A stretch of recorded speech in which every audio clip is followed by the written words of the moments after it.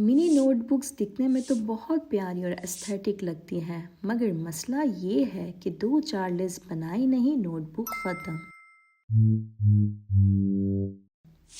काश कि कोई ऐसी नोटबुक मिल जाए जो कभी ख़त्म ही ना हो। तो क्या ये पॉसिबल है? बिल्कुल, क्योंकि आज मैं एक ऐसा मैजिक लेकर आई हूँ जिससे आपकी मिनी नोटबुक कभी ख़त्म नहीं होगी। और तो और इसके लिए आपको कुछ भी नहीं चाहिए, बस अपनी पुरानी नोटबुक और ये टिंके वाला झाड़ू। जी हाँ, ये टिंके वाला झाड़ू। शौक में आ गए ना? यहाँ हमने अपने पुराने नोटबुक के कुछ पेजेस को लिए हैं और लेने के बाद इन्हें 3 हिस्सों में कट करना है। जब तक ये बन रहा है तब तक मेरे जहन में एक सवाल आया, और ये सवाल मेरे और मेरी कज़न की बहस बन गया है। मेरी कज़न का कहना है सारी दुनिया के नालायक हमेशा बैक बेंचर्स ही होते हैं, लेकिन मेरा एक्सपीरियंस बिल्कुल अलग है। मेरी क्लास की टॉपर तो हमेशा पीछे ही बैठती थी और वो बहुत ब्रिलियंट थी। तो क्या पीछे बैठने का मतलब वाकई नालायक होना है, या फिर पीछे बैठकर ज़्यादा मज़ा आता है? चलो आज इस बैक बेंचर मिथ को भी सॉल्व करते हैं। आप लोग मुझे कमेंट्स में बताएं, क्या आपके ख्याल में पीछे बैठने वाले बच्चे वाकई में नालायक होते हैं? आपके केस में क्या है? मैं आपके कमेंट का इंतज़ार करूँगी। यहाँ मैंने 1.5 सेंटीमीटर के मार्क किया है, और इस तरह से दूसरे वाले हिस्से में भी इसी तरह 1.5 सेंटीमीटर मार्क करना है। ये देखिए ऐसे। फिर इसको कैंची की मदद से कट लगाना है आपने।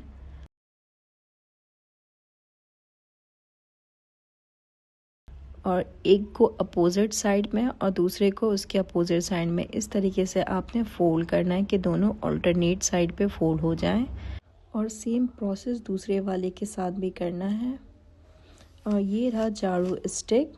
हमने दोनों पेपर को इस तरीके से रखना है कि दोनों के अपोजिट वाले हिस्से एक दूसरे के अंदर जाएं, और स्टिक को, झाड़ू के स्टिक को हमने इस तरीके से गुजारना है। ये बहुत इम्पॉर्टेंट प्रोसेस है, इसे मिस ना करें और इसे बिल्कुल गौर से देखें कि मैं पहले वाले के हाफ पार्ट में से निकाल कर दूसरे वाले के दूसरे पार्ट के अंदर डाल रही हूँ, फिर पहले वाले के तीसरे पार्ट में, फिर दूसरे वाले के चौथे पार्ट में।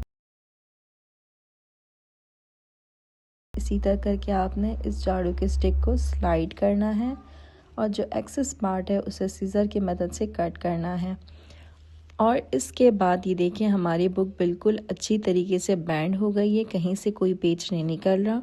फिर झाड़ू के स्टिक को रिमेनिंग वाले पार्ट में इस तरीके से गुजारना है, देखें इस तरीके से। फिर जो एक्सेस पार्ट है आपने उसको कट करना है, और यही स्टेप हमारे तीसरे वाले हिस्से के साथ भी करना है।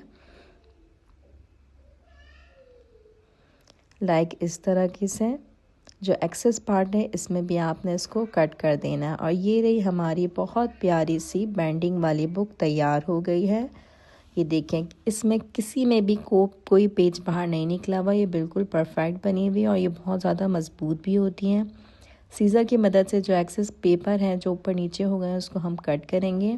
फिर हम इस पे बहुत अच्छा सा स्माइली फेस बनाएंगे, और ये मैं यहाँ पे सीज़र की मदद से बना रही हूँ क्योंकि मैं जब भी आइज़ बनाती हूँ मेरी आइज़ दोनों बराबर बनती ही नहीं है। तो ये ट्रिक बहुत अच्छा है आइज़ बनाने का। और इस तरीके से मैं मार्कर से इन पूरे पे कलर करूँगी।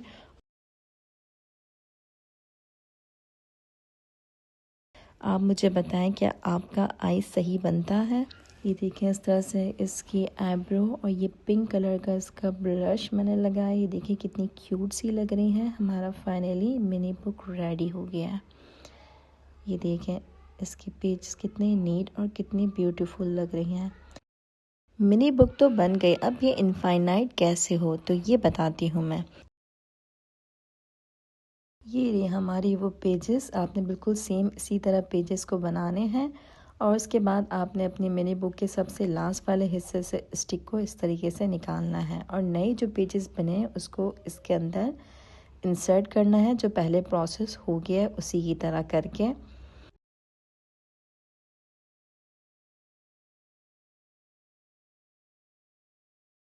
और इस तरीके से जब जब आपकी नोटबुक ख़त्म हो आपने नए पेजेस बनाने हैं और नोटबुक के पीछे वाले हिस्से में लगाते जाना है, और इस तरह से आपकी मैजिक बुक कभी भी ख़त्म नहीं होगी। हाँ, अलबत्ता मोटी होती ज़रूर जाएगी। है ना कमाल का आइडिया? इस तरह आपकी नोटबुक कभी भी ख़त्म नहीं होगी।